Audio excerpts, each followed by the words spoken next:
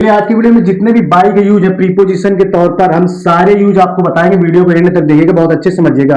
तो बाई का यूज अलग अलग किस प्रकार से होता है सारा आज के वीडियो में देखेंगे। देखिए बाई का जो सबसे पहला प्रयोग है, सबसे पहला प्रयोग बाई का वो तक अर्थ में होता है। वाक्य में अगर तक शब्द आ जाए तो वहां पर हम बाई का प्रयोग करते हैं, लेकिन ये बाई का प्रयोग तभी माना जाएगा जब काम समय से पहले हो जाए। जैसे कह दिया जाए कि मैं कल तक आ जाऊंगा, जैसे कह दिया जाए मैं सुबह तक यह काम कर लूंगा, तब इस पोजीशन में तक के लिए हम बाई प्रीपोजिशन का प्रयोग करते हैं। तो सबसे पहला देखिएगा example, he will come here, वह यहां आ जाएगा बाय टुमारो इवनिंग, कल शाम तक। इसका अर्थ क्या बना कि वह कल शाम तक। तो इसका अर्थ तक के लिए बाई के लिए हमने क्या लगाया, तक शब्द के लिए प्रीपोजिशन हमने बाई शब्द का प्रयोग किया यहाँ पे। तो he will come here by tomorrow evening, वह कल शाम तक आ जाएगा यहाँ। ठीक है ना, तो समझ में आया आपको पहला।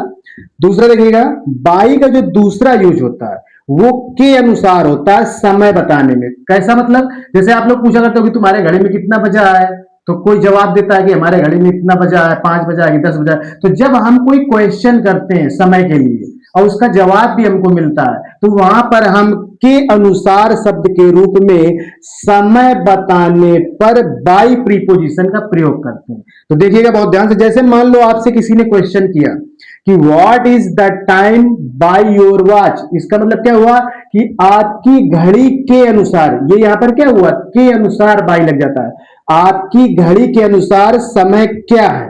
तो आप जवाब क्या दोगे, बाय माई वॉच, मेरी घड़ी के अनुसार इट इज 10 o'clock, 10 बजे, मेरी घड़ी में अर्थात 10 बजे। तो समय के लिए भी हम समय बताने या समय पूछने में के अनुसार शब्द के रूप में बाई प्रीपोजिशन का प्रयोग करते हैं। क्या प्रयोग करते हैं, बाई का प्रयोग करते हैं। तो ये हो गया हमारा दूसरा यूज। तीसरा देखिएगा बहुत ध्यान से, ये आप बहुत ही मोस्ट इंपॉर्टेंट है। तीसरा यूज बाई का वहां पे किया जाता है जब आपने पैसिव वॉइस, जब हम एक्टिव वॉइस से पैसिव वॉइस बनाते हैं, तो उसमें आपने गौर किया होगा कि बाई लगा करके सब्जेक्ट को ऑब्जेक्ट बनाया जाता है। तो पैसिव वॉइस वाक्य में जो बाई आया करता है उसका अर्थ द्वारा या फिर के द्वारा के रूप में किया जाता है।